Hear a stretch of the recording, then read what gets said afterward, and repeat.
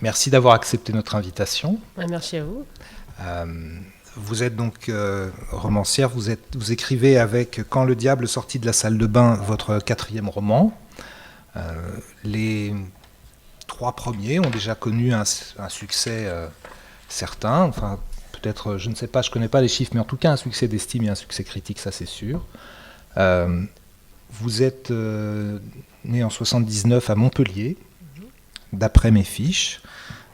Vous vivez actuellement à Lyon, disent également mes fiches, et vous avez donc publié votre premier roman qui s'appelait La Cote 400, qui, je me tourne vers la bibliothécaire, désigne une cote qui n'existe plus, c'est ça ? Elle existe encore, mais elle a changé d'attribution. Voilà. Donc, il faudra aller voir là-bas après, à la Cote 400, ce que nous avons. En tout cas, ce roman a été traduit en 5 langues.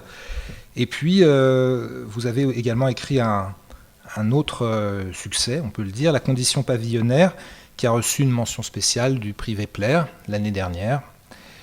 Et donc, je le disais, Quand le diable sortit de la salle de bain, est votre 4e roman, et il figure également dans la sélection du prix Vepler, et nous en saurons plus donc, au mois de novembre, quand celui-ci sera remis. C'est un roman dont l'héroïne s'appelle Sophie, mais c'est un roman qui raconte une histoire, celle d'une jeune précaire qui écrit, mais que la fin pousse à rechercher un emploi. Donc jusque-là, rien de très amusant a priori. Mais vous écrivez, pour décrire le style du roman, que c'est un roman improvisé, interruptif et pas sérieux. Tout de suite, on va voir que ce fil narratif, que j'ai décrit très succinctement, est contrarié. Il est contrarié par plusieurs incursions dans le discours. Il est contrarié déjà par les interruptions d'un certain nombre de personnages qui viennent se mêler à la narration et qui essayent de la faire changer de cap. Il y a la mère de Sophie, il y a un voisin aussi qui s'appelle Hector et qui est tout à fait intrusif, qui est très sympathique, obsédé sexuel, qui donc, on va le voir au fil de la conversation, a des intentions par rapport à ce roman. C'est-à-dire qu'on a vraiment l'impression que l'héroïne écrit un livre et il y a des indices dans ce livre qui nous laissent croire que le livre qu'elle est en train d'écrire est précisément celui que nous sommes en train de lire. C'est-à-dire qu'il se crée sous nos yeux. Le début du second chapitre, quand, à une des premières interventions de la mère, elle dit « Ah, ma fille, je ne te savais pas si pauvre, il faut que j'apprenne ça dans tes livres. » Donc tout de suite, il y a une sorte de doute qui se met dans notre tête en tant que lecteur en se disant « Mais ce livre qu'elle écrit, est-ce que c'est celui-là ?» Bien évidemment, j'ai dit dès le départ qu'il s'agissait d'un roman, et donc ce n'est pas une autobiographie, même si l'héroïne s'appelle Sophie. Et donc un livre improvisé. Il y a une autre dimension qui fait que nous sommes invités dans l'atelier de l'écrivain, c'est que la narratrice partage avec nos autres lecteurs quelques considérations grammaticales. Et c'est la matière que je vais prendre pour rentrer dans la discussion, parce que j'en ai relevé 3 qui nous permettent en même temps de faire connaissance avec certains des personnages. Un des premiers personnages qu'on rencontre est donc le fameux voisin Hector. Et il a une caractéristique, outre sa description physique, c'est qu'il utilise toujours des épithètes antéposées.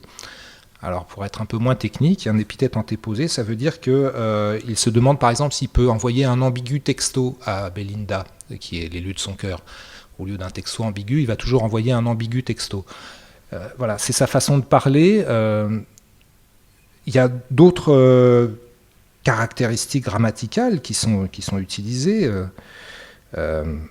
Par exemple, le conditionnel. Alors le conditionnel, il y a tout un développement sur le conditionnel. Vous pouvez nous raconter un petit peu ce que c'est, parce qu'il faut savoir que dans les intrusions, il y a également des contes qui sont... Il y a des petits moments comme ça de contes très illustratifs d'un propos. Et je crois que c'est le bouquin le plus difficile à résumer en fait. Donc, voilà.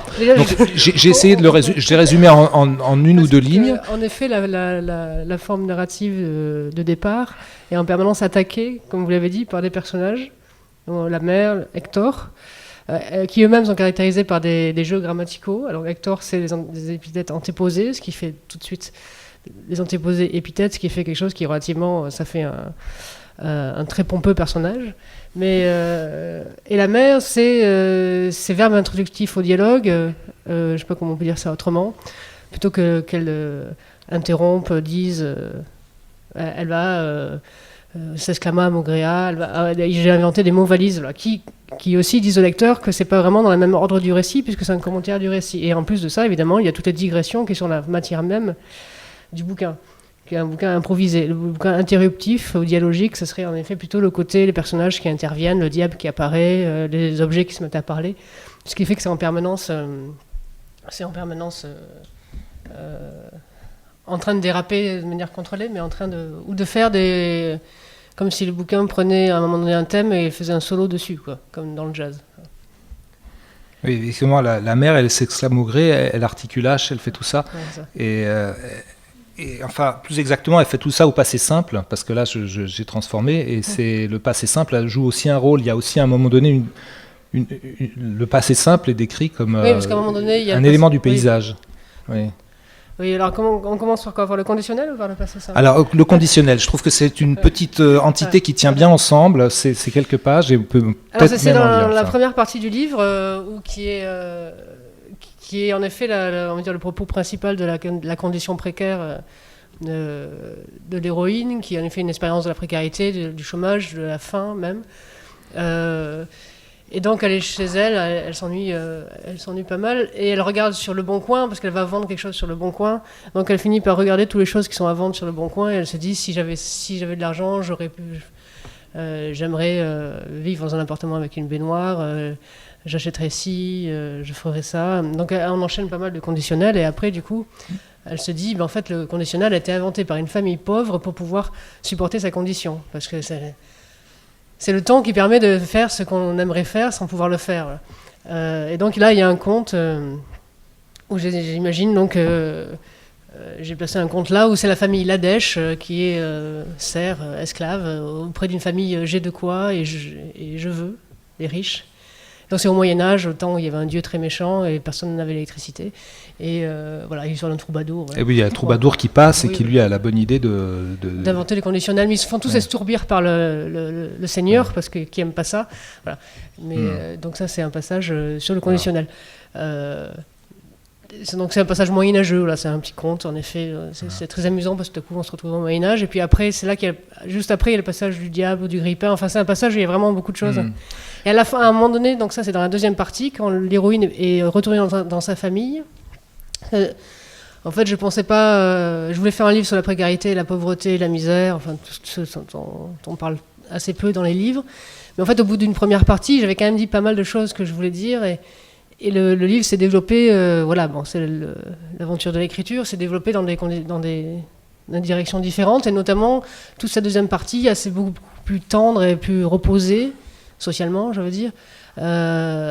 Qui est le retour de l'héroïne dans sa famille comme une espèce de repos, de refuge par rapport à la difficulté de payer ses factures, d'être toute seule dans son appartement. Mais bon, elle est dans un petit village du fin fond, enfin des Cévennes un peu, et un village inventé, et être seule avec sa mère, sa vieille mère. À un moment donné, ils vont au marché, et là, elle se retrouve avec que des vieux, dans un vieux village tout propre, avec très vieille France, très beau, mais très passé simple. Voilà. Donc il y a un passage où je dis, c'est très passé simple. Il y avait parce qu'en fait, c'est toute une réflexion aussi par rapport au fait que le passé simple a été attaqué par des gens comme Roland Barthes ou même Annie Ernaux, dire que le passé simple, ça fait trop littérature. C'est Annie Ernaux qui dit le passé simple proclame je suis la littérature, et je crois que Barthes a des choses beaucoup plus définitives, encore plus binaires, je veux dire. Sur le fait que le passé simple, on ne doit plus faire ça, quoi.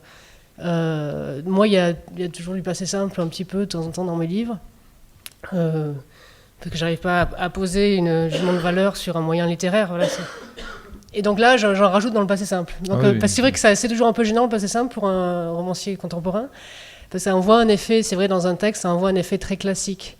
C'est pour ça que dans la condition pavillonnaire, notamment, je passais souvent au présent indicatif quand je devais tomber sur des passés simples. Et du coup, ça rendait le souvenir évoqué ou la scène plus présente. Notamment parce qu'en fait, comme la condition pavillonnaire est entièrement écrite en tu, Et du coup, quand je parlais de tu, donc c'était l'héroïne, Emma, et elle était mariée avec un pauvre gars qui s'appelait François, et donc de temps en temps il y avait du vous, donc vous fit l'amour par exemple, ça passe mal, ouais. Donc du coup j'avais passé, ou je passais au passé composé ou passé au présent, voilà. Donc j'ai toujours un peu eu des difficultés avec le passé simple, moi aussi évidemment, donc là voilà, j'ai à un moment donné dit oui, j'ai mis du passé simple dans mon bouquin, mais à un moment donné justement j'appuie dessus et je joue avec ça. Et donc là, comme il y a beaucoup de nous, ça donne nous la cham, nous à l'âme et tout voilà, ça. C'est ça. Mais là, voilà, du coup, je les mets, mais dans une espèce de. C'est ça le but du livre. Hein, c'est moi, je m'amuse avec les moyens littéraires et je les rends visibles. Et puis après, j'en passe à un autre. Alors que dans La Convention pavillonnaire, il fallait juste que j'atteigne le but émotionnel. Enfin, c'était un travail beaucoup plus tendu. Je ne pouvais pas me permettre de m'amuser. C'était pas de la métalittérature. Là, il y a un petit côté, on joue avec la littérature de manière ouverte, en effet. Et vous avez cité Barthes et d'autres auteurs, et il faut savoir que c'est un roman érudit, ça je ne l'ai pas dit encore. C'est-à-dire que c'est un roman qui cite énormément d'auteurs et qui les cite même... Alors attention, je dis érudit... Ça ne cite pas les auteurs, mais c'est référencé. Disons qu'il y a beaucoup d'auteurs qui sont cités, mais sans le savoir. On peut très bien ne pas se rendre compte quand on le lit. C'est pas du tout quelque chose qui est... C'est pas du name dropping, quoi. Mis comme ça pour effrayer. Pour dire passer votre chemin, lecteur ignare, puisqu'on peut très bien l'ignorer, effectivement. Et en revanche, si on s'y intéresse, il y a une sorte de bonus, comme pour un DVD, dans lequel on trouve un certain nombre de pièces, une note d'intention, et on trouve un index des principaux auteurs cités. Et parmi ces auteurs cités, il y en a qui, effectivement, sont des références pour l'histoire. On pense à... Orwell, qui est donné tout de suite en exergue quant à son roman qui s'appelle Down and Out in Paris and London. Ça donne quoi en français? Ça a été traduit dans la Dèche ou un truc comme ça? Dans la Dèche à Paris et à Londres, mais auparavant il y avait une traduction qu'il avait titrée La vache enragée, que d'ailleurs j'ai préféré moi. Voilà, et puis il y a Knut Hamsun, La fin. Enfin voilà, c'est ça. Ça c'est plus la tradition littéraire de la littérature de la Dèche, faut dire en effet. Et puis alors il y a des influences plus formelles aussi qui sont cités beaucoup, qui reviennent régulièrement, et parmi eux, y a des... je vous laisse dire Federman, voilà. Il y a Federman, oui, parce que c'est lui, avec Amer Eldorado, Retour au fumier, ou Qui tout double, qui m'a un petit peu décoincé sur la question typographique, parce que il met tellement de...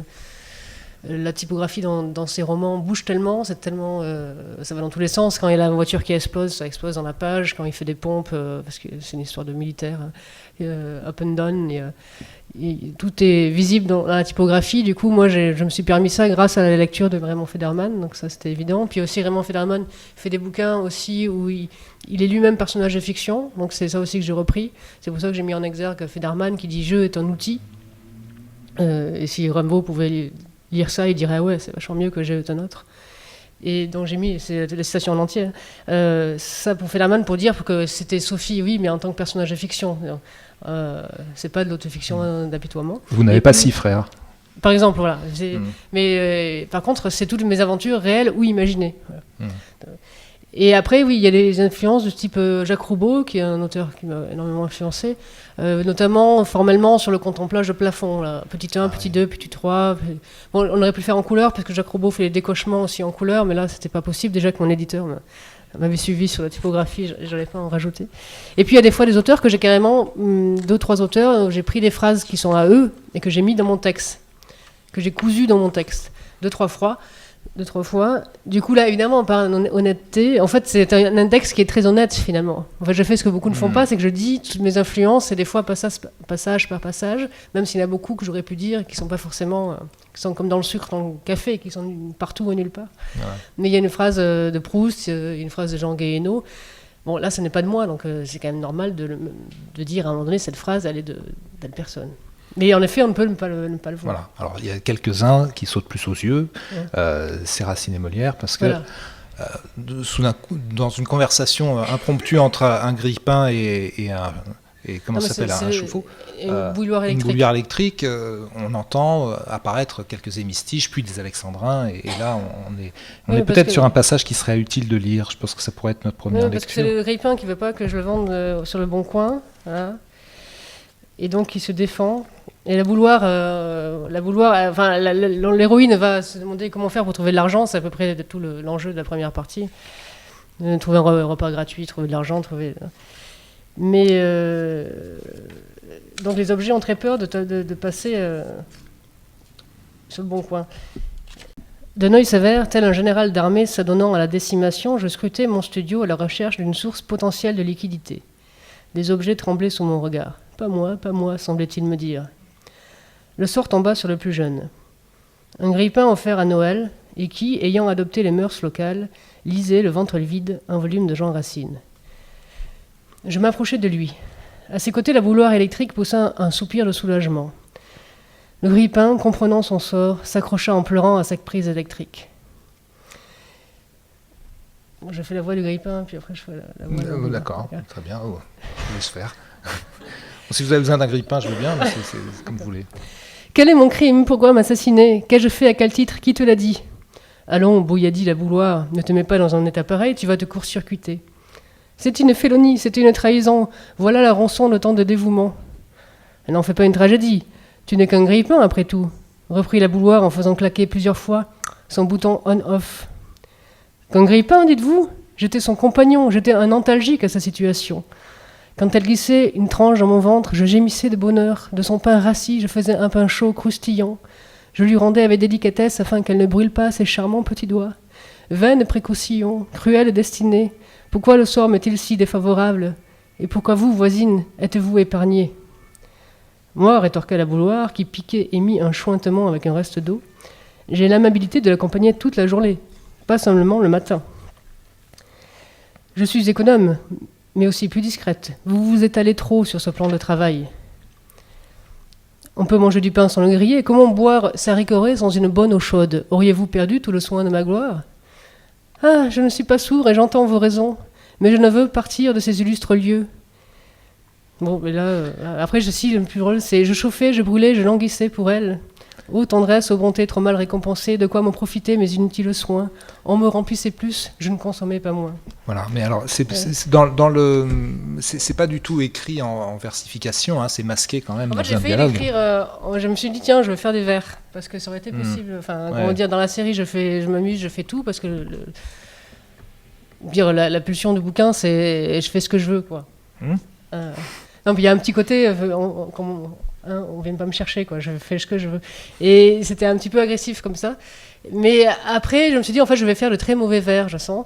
Donc j'ai plutôt pris la solution de faire les dialogues et de mettre des vers à l'intérieur, de les tordre un petit peu. Ça m'amusait beaucoup plus, plutôt que d'imposer des espèces de vers de mirliton que j'aurais, à mon avis, assez raté.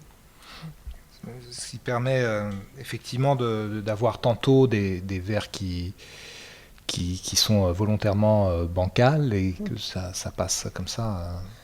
Oui, c'est qu'ai je fait qui te l'a dit. Voilà. Ça, c'est on peut prendre de l'Andromaque dans le texte et puis sinon je ne consommais plus détourner les vers de Phèdre. Et à l'inverse alors il y a dans ces citations littéraires, il y a aussi un personnage d'écrivain qui apparaît à un moment donné et qui joue un rôle sensible vraiment dans l'évolution de l'histoire, c'est-à-dire qu'en revenant de Montpellier, vous rencontrez dans le train, Sophie est en train de lire Pierre Bergogneau et il lui apparaît en songe. C'est ça. Et Pierre Bergogneau, pour ceux qui ne le connaissent pas, est donc un écrivain qui est un écrivain français important, qui est un écrivain du terroir, qui écrit des choses très sérieuses et très belles. Et qui donc ici apparaît et qui parle comme parle Pierre Bergogneau dans ses livres. Oui, absolument.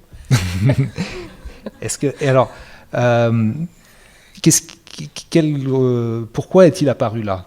Pourquoi Pierre Bergogneau J'ai pas le droit à un joker. Joker. Non, j'assume. En fait, non, c'est que je me donne toujours, les gens disent que c'est une scène qui est importante. En fait, pour moi, je l'ai écrite, mais comme beaucoup de choses que j'ai écrites dans le livre, après j'ai cousu et c'est fait en petits chapitres, 3 parties, mais des chapitres assez courts, qui de temps en temps, ils sont relativement indépendants, en fait. Donc en fait, je ne sais pas pourquoi cette scène elle est importante. Elle doit l'être puisque vous me le dites. Mais en tout cas, ce qui est sûr, c'est que Le personnage de Bergogneau sert bien. Enfin, déjà, moi, ça m'amusait beaucoup. J'étais dans Bergogneau à l'époque, surtout dans ses carnets de notes, qui sont quand même 3000 pages de notation au jour le jour, d'un journal, pour dire les choses autrement, qui sont comme un peu un tableau pointilliste, c'est-à-dire que ça n'a aucun intérêt phrase à part phrase, parce que c'est je me suis levé ce matin, j'ai fait à cuisiner ça, je suis allé garer la voiture ici. Par contre, quand on lit vraiment un ou deux tomes, on voit le passage du temps, on voit de loin, ça donne un effet sur la vie, quoi. Enfin la vie de Pierre Bergogneau, donc dans une certaine classe sociale, etc. C'est quand même un truc de fou. Donc j'étais assez proche du personnage, mais quand on lit un journal, on voit aussi forcément. Donc il fait de la sculpture, donc... on a l'impression, voilà, comme beaucoup quand on admire un auteur et qu'on lit les correspondances d'un auteur, d'être avec lui, de le connaître, donc c'est pour ça que le personnage m'apparaissait facilement, en fait, en tant que tel. Avec son côté collectionner les insectes, faire de la sculpture à la forge. Hein. Et ensuite, il a... donc ça, c'est comme ça que ça m'est venu, parce que j'étais dedans. Ce personnage permet... À ce moment-là, donc c'est après le passage sur les vieux, le passé simple et les vieux, justement, où il y a une espèce de révolte de personnage qui dit ce pays est vieux, on est envieilli par la France et les choses ne bougent pas. Enfin, c'est vraiment le bouquin qui dit que, enfin, on est tout seul, quoi. Je pense que c'est vraiment c'est un peu tout ça. Tous mes bouquins, c'est je suis malheureux d'être toute seule, dans le sens, j'aimerais que collectivement il se passe quelque chose. Voilà, donc la condition pavillonnaire, c'est pousser à bout l'idéologie individualiste du bonheur. Bon, en gros, si on fait tout comme il faut, mais si on reste tout seul, il y a quelque chose qui ne fonctionne pas complètement. Il y a beaucoup de solitudes qui sont travaillées dans mes livres. Et donc, juste après ce passage, je suis en effet... on a beau être jeune, mais on est arrêté. Il y a quelque chose qui nous en pèse très très fort, donc, notamment le chômage, qui est quand même l'expérience très connue dans ma génération. Il y a ce personnage de Bergogneau qui permet de contribuer aussi à l'écrasement du personnage en termes symboliques sur la littérature. Disons que là, pour le coup, j'en parle pas souvent dans mon livre, mais c'est le personnage écrivain qui est écrasé par le poids de la culture européenne, française, enfin ça n'a pas d'importance, le côté comment faire dans ce monde on a tellement écrit, tellement fait, qu'en fait, quand on arrive en littérature, peut-être pareil en traduction, on se dit comment faire pour ajouter quelque chose. Voilà. On se sent écrasé par ce bruissement de légende, par ces grands hommes. Voilà. Et donc, le personnage de Bergogneau arrive et puis commence à grandir. Et par contre, le personnage de Sophie rapetisse au fur et à mesure. Et ça fait aussi office de cela. Après, j'ai un contentieux plus grand avec Bergogneau qui consiste en effet, on n'est pas de la même génération littéraire. C'est-à-dire que lui, il a des choix littéraires qui ne sont pas les miens. On peut même dire que c'est l'exact opposé. Voilà, tout à fait. En plus, c'est typiquement lui, quelque chose dont j'avais envie de me défaire, c'était cette littérature sérieuse, c'est extrêmement sérieux, Bergogneau. En tant que tel, lui, le personnage que je ne connais absolument pas, n'est pas un triste cire, mais alors sa littérature, il n'y a pas une pointe d'humour, c'est vrai que c'est assez dur pour ça. À ce moment-là, c'était vraiment l'anti... Et puis, c'est toute une littérature du passé, c'est une littérature de rechercher les racines, travailler cette question-là, ce monde englouti, voilà, c'est ça qu'il travaille, c'est très noble, c'est très beau, mais c'est complètement étranger à moi qui ai vécu dans une enfance pavillonnaire, de la crise qui suit en permanence. Enfin, moi, ce qui m'intéresse, c'est le monde d'aujourd'hui, en permanence. Voilà. Donc, il y a tous ces contentieux-là, esthétiques, même, j'allais dire, moraux, avec Bergogneau. Mais là, après, le but, c'était de faire une scène drôle, à ce moment-là. Mais vous voyez pourquoi ça m'est apparu comme quelque chose d'important, parce qu'en parlant, vous parlez de l'intention de votre écriture et d'écrire aujourd'hui, et ce passage apparaît vraiment comme un bain révélateur en négatif d'un positionnement dans la littérature. Enfin, c'est quelque chose qui, quand on est lecteur, apparaît à ce moment-là. Il y a effectivement dans la forme quelque chose que vous appelez, j'ai lu ça quelque part, une écriture gondolée par opposition à une écriture blanche. Là-dedans, je crois. Ouais, peut-être, ouais. Et oui, à la fin, dans la note d'intention, c'était un peu le contraire de l'écriture plate, ou l'écriture distanciée. Enfin, c'est l'écriture gondolée dans la série. Ça monte, ça descend, et puis on se gondole, quoi. Voilà. Ça, oui, c'est dans je pense, moi qui étais très influencé par Annie Ernaux, toujours, comme beaucoup d'écrivains de ma génération. En plus, c'est quelqu'un qui est extrêmement, qui aide beaucoup les écrivains, Annie Ernaux, notamment par le sens du détail, qu'on peut retrouver d'ailleurs chez Jacques Roubaud, cette capacité à la fois parler de grandes choses et puis repartir à un moment donné sur des choses très, très, très concrètes. Là, je pense que je suis rentré au maximum d'éloignement par rapport à mon influence ernalienne. Même si, évidemment, je suis en plein aussi ernalisme parce que c'est très, très social, très politique. Oui, voilà. oui. Et c'est toujours des choses qui, au fond, travaillent la question de l'émancipation individuelle ou collective. C'est-à-dire qu'il y a effectivement aussi dans l'épaisseur du livre vous usez aussi de calligramme, vous usez aussi de la typographie, vous usez de tas de moyens littéraires. Enfin, la palette est extrêmement large. Vous interdisez rien. Et les calligrammes, je ne vais pas vous les montrer parce qu'on a quand même un grand plaisir à tomber dessus. Oui, ce serait dommage.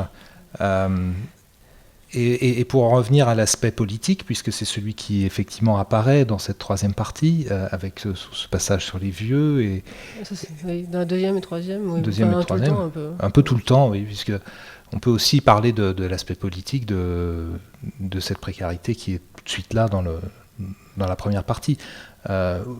Notre discussion est à bâton rompu, exactement comme à l'image du livre. Donc, tant pis s'il n'y a pas de transition, je voulais revenir à quelque chose qui a été dit au départ.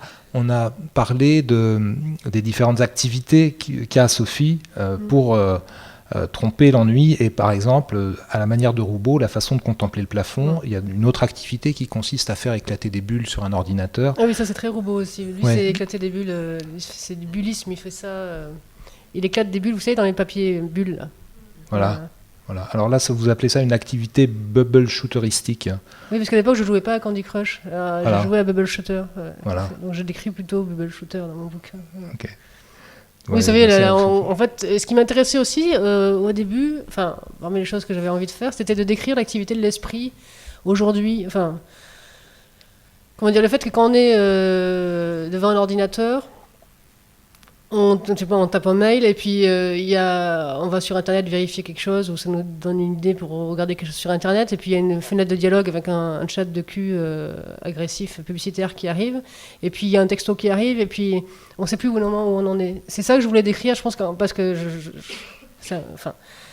c'est pas tellement présent encore dans la littérature parce que c'est assez nouveau finalement depuis 15 ans, 20 ans et ça s'accroît chaque année avec la technique. En fait, on est en permanence en train de se disperser. Et alors pour les écrivains et les traducteurs sans doute aussi, c'est un gros problème parce qu'en fait, on a en permanence ces écrans, ces connexions, ces messages qui arrivent. Et ça, j'avais envie de le décrire. Là. Donc, par exemple, le côté, on est sur Internet, machin, on a fini, on veut aller faire quelque chose, et puis finalement, on va ouvrir sa page de Bubble Shooter, de Candy Crush, et on va jouer à ça. Et puis une heure plus tard, on se dit, mais qu'est-ce que j'ai fichu, quoi.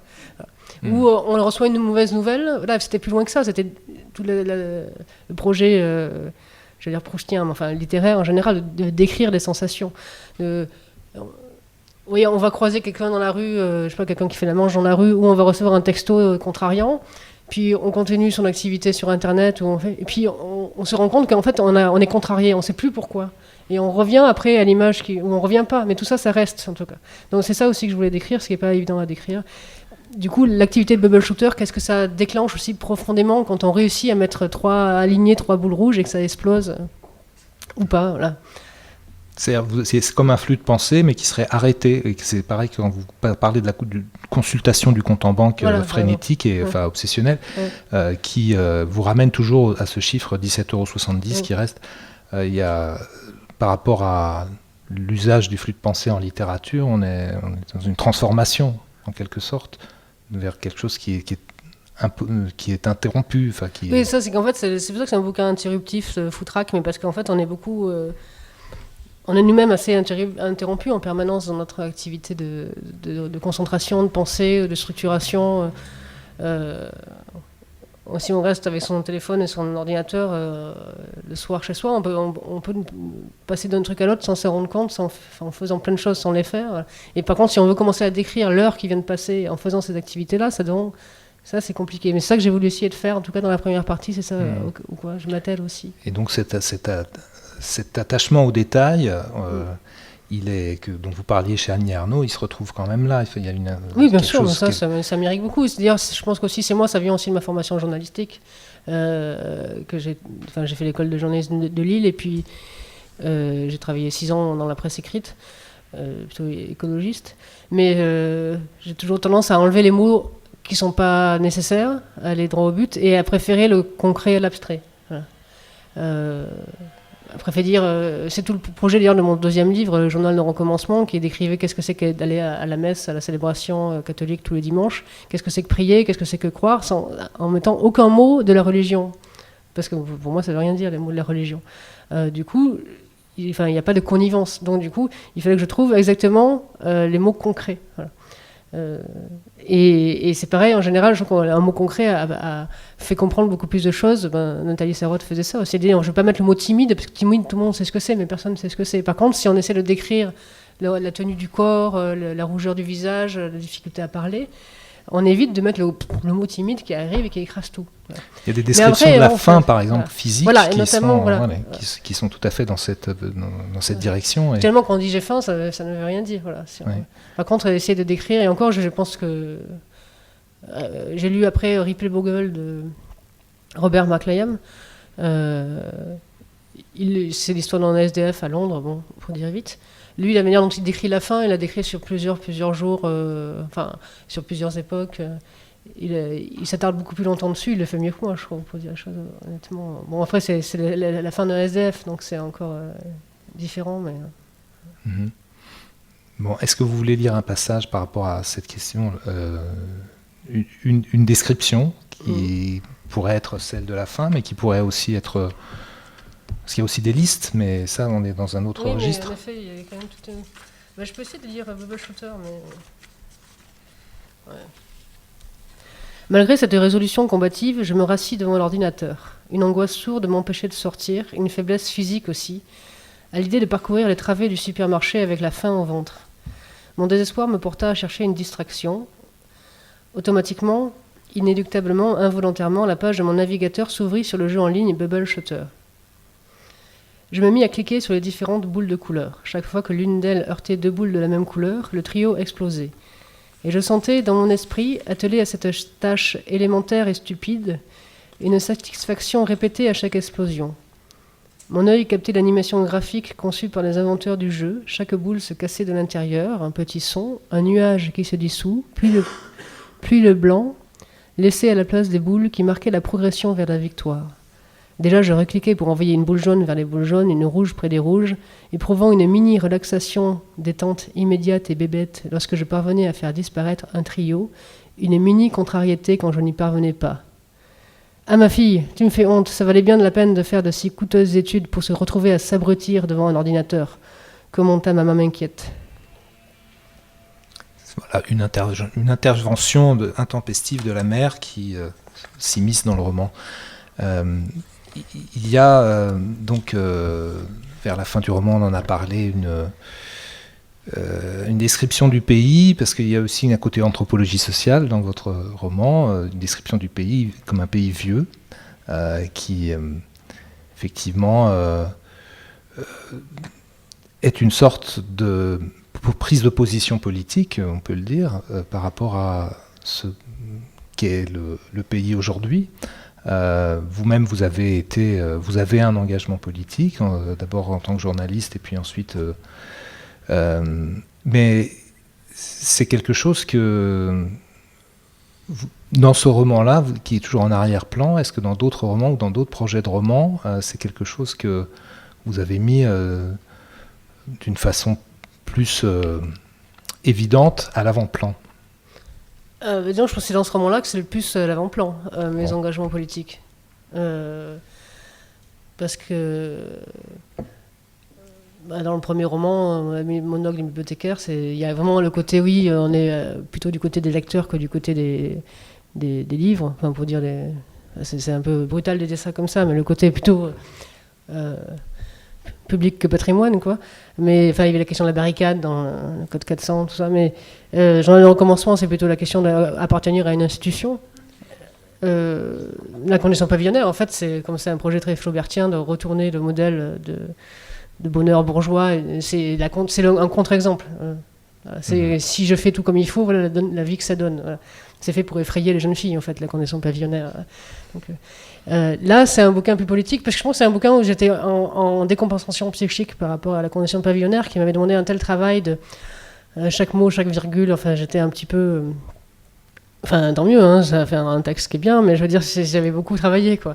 Et donc là, j'avais vraiment plus envie de me donner des limites de quoi que ce soit, ni du ridicule, ni du comme il faut, ni d'avoir à choisir dans les traditions littéraires. J'avais en effet, comme vous avez dit, aussi envie de montrer que le roman peut beaucoup. Ça, c'est aussi un truc que j'ai un désaccord clair avec Annie Ernaux ou Pierre Bergogneau, hein, qui, à mon avis, le roman n'est pas mort, enfin, la fiction non plus. Ouais. C'est une palette énorme, et nous, évidemment, si on joue sur un clavier comme ça donne pas envie, mais si on joue sur toutes les touches et qu'on y croit, ben, ça peut continuer à donner quelque chose. Je veux dire, l'histoire n'est pas finie, quoi. Mais j'avais envie, donc du coup, je me suis permis aussi des échappées politiques plus fortes dans celui-là, mais qui n'ont de sens que parce que j'ai tout un passage, par exemple, sur l'islamophobie, ou en tout cas la crispation islamophobe, mais parce qu'en fait c'est une phrase, c'est en référence à la phrase sur race maudite de Proust, quand dans Sodome et Gomorrhe, il y a tout un passage enfin sur l'homosexualité, enfin c'est le renversement de la recherche, et il y a une phrase de 10 pages sur les homosexuels, et qui est une seule phrase. Là. Et c'est extraordinaire, enfin, c'est autre chose qu'une la phrase de Claude Simon, et cette phrase-là sur l'islamophobie, elle est super difficile pour moi à écrire, parce que non seulement il y a un dévoilement de ce que je pense que vous foutez la paix, enfin, laissez les femmes voilées tranquilles, quoi. Enfin, en gros, si c'est ça le problème. Et en même temps, moi, ce qui m'intéressait, c'était pas seulement de dire ça dans le projet du livre, qui est aussi un portrait de la France, évidemment.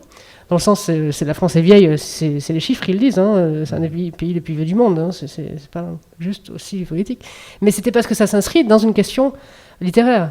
Là, j'essaye de refaire, parce que j'ai mis Proust à ce moment-là en référence à un index, je refais quelque chose d'aussi lourd pour lui, à mon avis, moi c'est super lourd pour moi d'écrire ça, parce que c'est m'exposer, évidemment. Parce qu'on va m'accuser de bien-pensance, des choses comme ça. Mais en même temps, ce qui m'intéressait, c'est de refaire une phrase complète, voilà. Et donc c'est une phrase qui m'a demandé beaucoup de travail, voilà, par exemple, par rapport à ça. Mais évidemment, je m'expose politiquement et c'est plus ouvert. Voilà.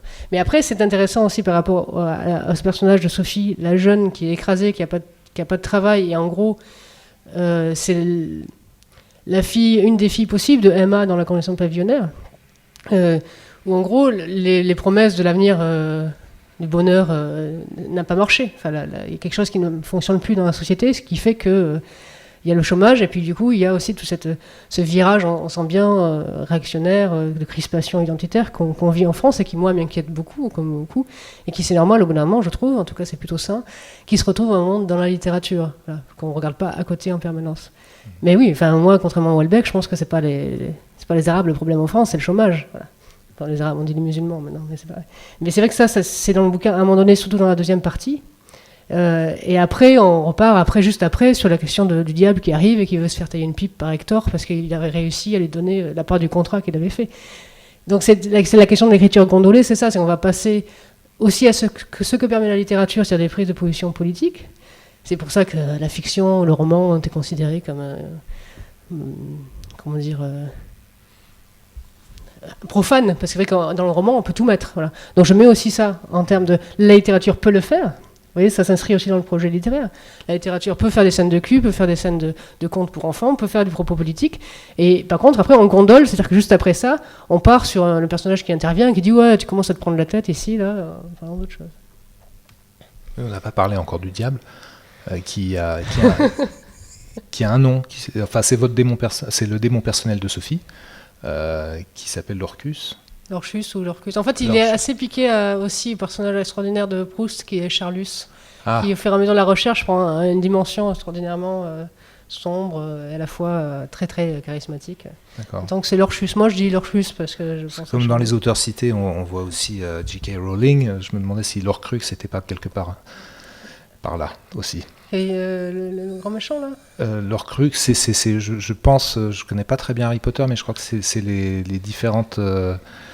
incarnations du grand méchant qui se répartit dans différents objets investis de pouvoir. D'accord. Non, mais il y a J.K. Rowling dans les références en index, notamment en fait il y a Jean-François Ménard qui est le traducteur de J.K. Rowling, parce que le diable à un moment donné, c'est quand le diable parle.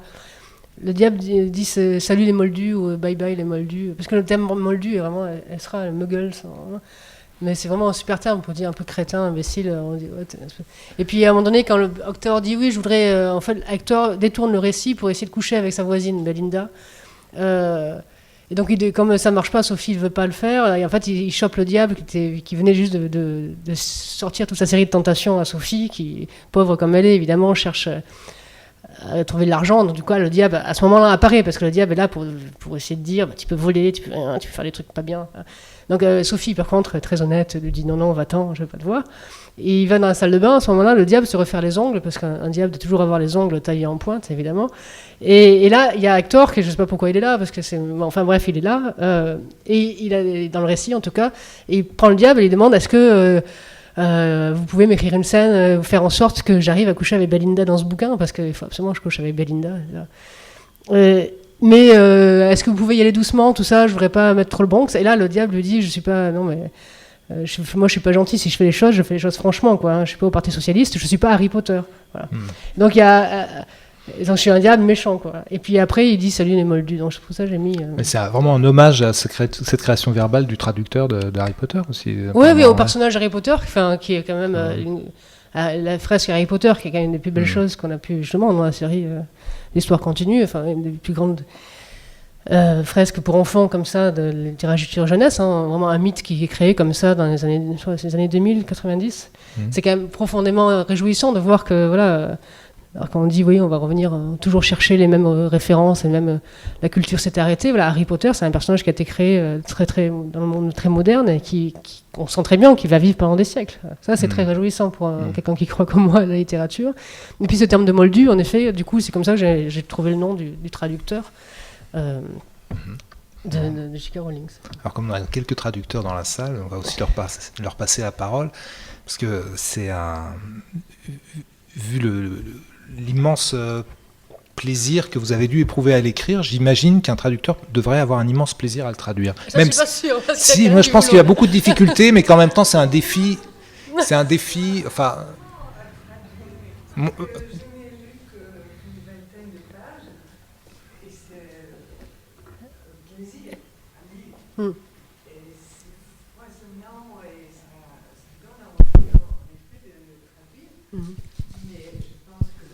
C'est difficile.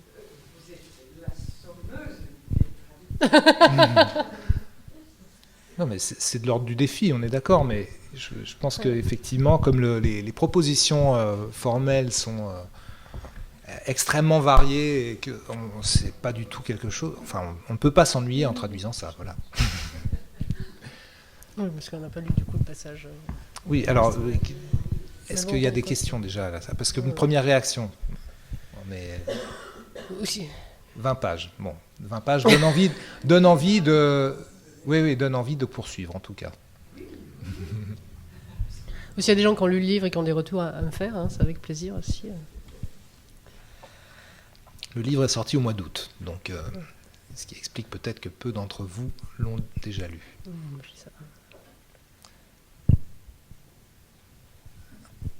Alors, est-ce que vous avez outre des réactions, est-ce que vous avez des questions ? Je peux lire le... Ah oui, avec plaisir. Je peux lire le passage qu'on avait dit, là, qui va donner justement du fil à retordre aux traducteurs, qui est une des nombreuses listes qu'il y a dans le livre. Tout ce que le personnage ne peut pas voir et entendre, c'est ça la liste des spectacles. Ah oui, par exemple, alors là c'est affreux, oui. Ah oui, ça va être affreux pour vous. Ouais. C'est la liste de la musique. Non, mais là, parce qu'on en a pour un quart d'heure pour la lire, la liste. Ça commence avec des vrais... Ça commence par des vrais styles de musique, dub, ragadub, metal, pop metal, rock metal, trash metal. Et puis, à fur et à mesure, ça se dégrade jusqu'à partir en riz total, ouais, tout à fait. Avec des octosyllabes, d'ailleurs. Enfin, voilà. En fait, c'est rimé, plus ou moins, il y a un rythme. Mais ça fait 4-5 pages, ouais.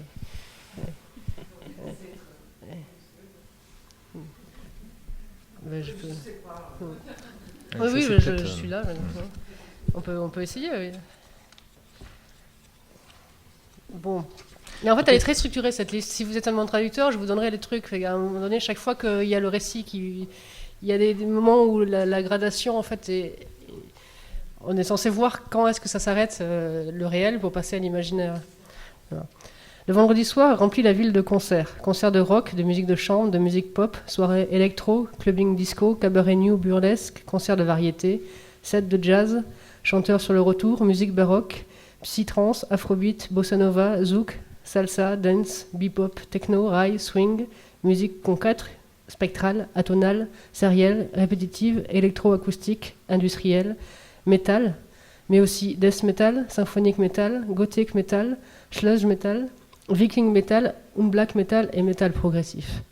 Soirée hip-hop, grindcore, électro-cosmique, new Deutsche Welle, électro-folk, chic folk, punk jazz, jazz modal, visual kei, manticore, rock indé, ansigrag, bubblegum dance, reggaeton, pop louange, pop multimodal, free jazz, shoegaz, west coast, drum and bass, pixel step, dubstep, brostep, glam rock, proto-punk, emotive hardcore, jazz azerbaïdjanais, boogie woogie, electro swing, fusion trip-hop, grunge, gospel, rock sudiste, chiptune, drone, musique, fields, recording, gore green, low-fi, stacked, gent, jul, britbop, griot grill, rockabilly, cow-punk, monk beat, porno gring, rock in opposition. Et moi qui ne sortirais pas, qui ne connaîtrais pas les concerts de Tippenfun, Dream Hard, Folk Metal, Hot Guernica, Pop Loose, Klaxon Stress, Sitar Préparé, Galouche Orientale, Japan Radiation, Cabaret Krishna Tonal, Free Pinocchio, Jazz Castagnette, Addison Step, Jazz Boom Boom, Calipa Voice Delight, Gore in Your Face, Call Liberty, Blood in My Brain, Sugar Tréto Park, Accordion Chris Ice, Galimawa traditionnel, Digressive Technopunk, Larminage vous aime, Montauban Soul Movement, Push Abricot Yogourt, Fraud Against TCL, TCL c'est les transports lyonnais qui sont très chers, Fraud Against TCL, My Car in the Garage, Celtic Raga Hug, Ambient Progressive Fascisme, Ricoré Morning Mud, Trash Missionnaire, Cunnilingus Reclamation, U2 Intromission, Gomorrah Sodomite, Punk Levrette in the Sofa, Beat Beat, Toutouche, Aïe Aïe, Biologic Revolution, Heavy Shum, Total Clash, Hot Incendie, Hyper Symphonic Disorder, Contrebass Against Anarchy, etc., etc. Mais à la fin, là j'ai lu que le tiers en fait. Voilà. On va sauter, on va dire, un moment. Je suis arrivé à quelque chose d'écrit un petit peu différemment, mais tout ça se décale, hein, on va dire.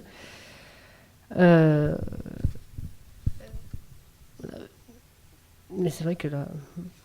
Grand bémol déçu de ses charmes, petit caramel des grignoteurs, forte fusée sans horoscope, psychologie des caméscophes, conférencier au trait lacustre, plan de financement dans les calices, puissant sommeil de roi de cœur, photographie de performance. On s'est garé juste à côté, page blanche et fin limier, sardanapale apparition, itifadique et pupiouesque, avoir 20 ans dans les aurès, tétanisé du participe, agrémenté de l'orifice, une héroïne et 2 camés, le bisutage est prohibé, canule à pimousse, prime cuvée, super rigotonnade, star du buffet, j'y avais pas pensé, où les as-tu mis, il y a plein de graines qui j'aime partout, ni si t'en as marre de la liste, faudrait bouser, faudrait arrêter, ourloupe, ma foi, pas mieux. Mais j'ai sauté, vous voyez, parce qu'à la fin, on arrive sur des choses qui sont des octosyllabes vraiment poétiques, mais qui se sont dégradées. On est parti, en effet, de monosyllabes, par exemple. Et au fur et à mesure, au début, on ne sait pas si c'est vraiment... si le jazz azerbaïdjanais, c'est du vrai ou pas. À la fin, bon, on a compris que c'était faux, mais le but, c'est que le lecteur ne sache pas forcément quand c'est du faux. Voilà. À la fin, il voit bien qu'il a été amené quelque part. Ça, c'est la liste, on va dire, la plus en effet expérimentale du livre, sans doute. Qui m'a demandé le plus de soin à écrire, à la fois le plus de plaisir aussi, quoi. Ouais. Le problème des listes, c'est très amusant à écrire, mais c'est pas forcément très amusant à lire pour les lecteurs. Donc il faut trouver et comme moi j'ai toujours très peur d'ennuyer les lecteurs, disons que j'aimerais bien que mes délires restent des délires partagés. C'est un côté mégalo peut-être, mais en effet, du coup, j'ai essayé de chaque fois qu'il n'y ait pas trop de gras, quoi. Voilà. Que chaque morceaux de phrases en fait fassent avancer la liste. Puis à la fin, je dis bah, si vous êtes encore là, bravo quoi.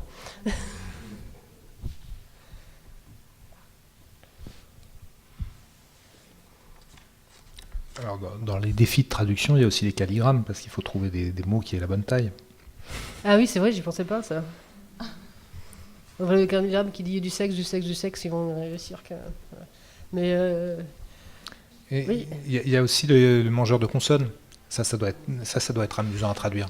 C'est-à-dire qu'il y a aussi, à un moment donné, c'est un conte, Oui. non? C'est une histoire pour endormir les enfants. Voilà, Oui. donc, Oui, parce qu'en fait, dans la deuxième partie, elle va dans sa famille, donc elle a 6 frères qui chacun ont des enfants, donc ça en fait beaucoup en fait. Et à un moment donné, il faut quand même endormir les enfants, donc elle fait un conte pour enfants qui s'appelle le manche consonne. Et c'est un monstre qui mange les consonnes, qui est un monstre dans la savane, tout ça. Bon, et il est affreux, il a 3 oreilles, 5 yeux, tout ça. Mais il mange les consonnes quand il croise un autre animal. Du coup, l'abeille, elle s'en fout. Tu vois.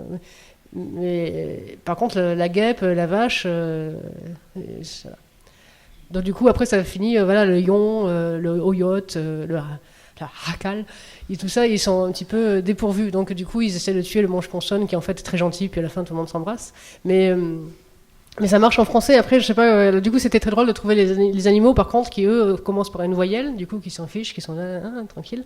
Et puis les animaux qui commencent par une consonne, voire 2 consonnes, comme le chacal, par exemple, et qui, eux, veulent absolument avec le roi Lion, faire quelque chose. Et je sais pas pourquoi ça m'est venu comme ça, et puis je limite du coup. et puis physiquement, enfin, les consonnes, elles tombent dans la marge aussi. Oui, Ouais. le graphisme, ça fait quelque chose de très joli. Ouais. Hmm. Enfin, je l'ai empêché quand même de prendre les consonnes dans mon texte, parce que je me dis là, personne ne va comprendre. Mais il y a quand même des consonnes qui tombent, et à la fin, ça fait un joli petit A. Ouais. Voilà.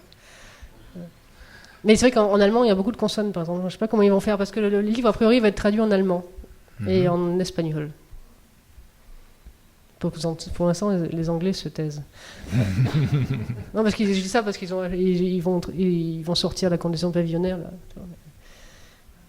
Bah, on peut reprendre le principe, mais après, il faut que ça marche dans l'histoire. C'est ça l'idée de cette traduction-là. Quoi. Ce ne sera pas les mêmes animaux. Voilà, donc il faudra à un moment donné transformer l'histoire. C'est ça, c'est là où le défi au traducteur est amusant. En coréen, par exemple. Ah oui. Comment on fait tomber les consonnes en coréen? Voilà, non, ça c'est comme le débat qu'on a eu sur la disparition de Pérec avec le traducteur japonais. Ah oui. Il a dû se débrouiller, quoi. Mais bon, il a fait. Le passé simple et conditionnel aussi, c'est peut-être. Oui, ça aussi. Ouais. Ah oui. Absolument. Le prétérit en anglais et le passé simple, ça n'a rien à voir. Oui, oui, d'ailleurs, j'ai eu une conversation avec ma traductrice anglaise pour la condition pavillonnaire qui me dit en effet que est-ce qu'elle passe au passé, au présent, mais elle ne peut pas trouver comme ça ce que j'arrivais à faire des ponts de temps en temps. De temps en temps garder le passé simple, mais de toute façon, elle ne peut pas le garder de temps en temps, puisque ça n'existe pas. Donc,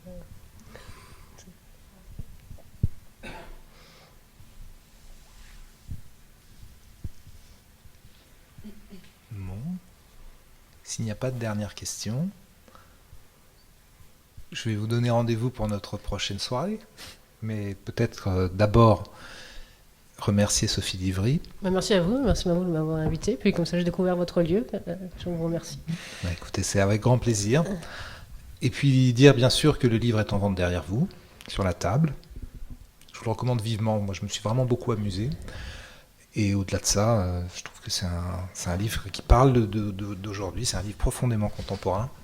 Et ça, et je pense qu'effectivement, et même s'il est difficile à traduire, il peut trouver son public à l'étranger. Et ça ne m'étonne guère qu'il ait déjà trouvé 2 maisons d'édition à l'étranger.